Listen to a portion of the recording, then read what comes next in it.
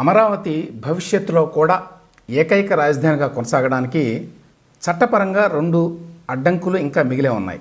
అందులో ఒకటి జగన్మోహన్ రెడ్డి అధికారంలో ఉన్నప్పుడు సుప్రీంకోర్టులో వేసినటువంటి అప్పీలు.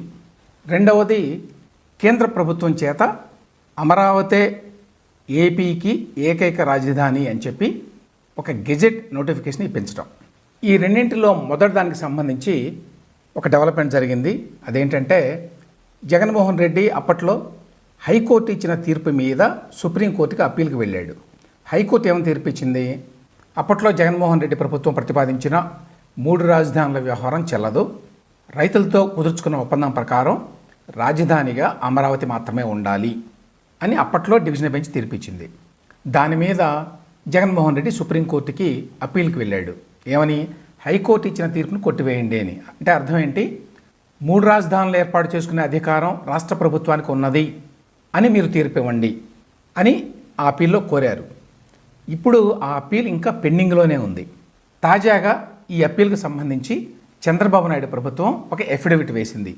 ఈ ఎఫిడవిట్లో మా తాజా ఆలోచన ప్రకారం అమరావతి మాత్రమే ఏకైక రాజధానిగా కొనసాగుతుంది ఆంధ్రప్రదేశ్కి.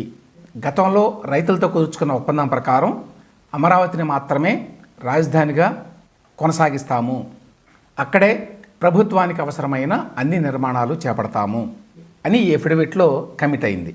అందువల్ల సుప్రీంకోర్టులో ఉన్నటువంటి ఈ స్పెషల్ లీవ్ పిటిషన్ని డిస్పోజ్ ఆఫ్ చేయండి అని చెప్పి రాష్ట్ర ప్రభుత్వం కోరింది.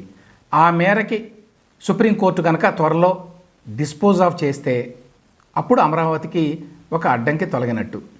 ఇక రెండో అంశం, కేంద్ర ప్రభుత్వం చేత ఒక గెజెట్ నోటిఫికేషన్ ఇప్పించడం, ఆంధ్రప్రదేశ్ రాజధాని అమరావతి అని. దానికి సంబంధించి కూడా మేము కేంద్ర ప్రభుత్వానికి లేఖ రాస్తున్నాం అని చెప్పి మున్సిపల్ శాఖ మంత్రి పి నారాయణ ఈ మధ్యనే చెప్పారు. అది కూడా జరిగితే ఇక అప్పుడు భవిష్యత్తులో ప్రభుత్వాలు మారినా, ఏ ముఖ్యమంత్రులు వచ్చినా అమరావతి నుంచి రాజధానిని కదపడం అసాధ్యం. అయితే దాంతోపాటు 2029 కల్లా అమరావతిలో ముఖ్యమైనటువంటి ప్రభుత్వ నిర్మాణాలన్నీ పూర్తయితే కానీ ప్రజల్లో ఆ నమ్మకం కూడా ఏర్పడదు.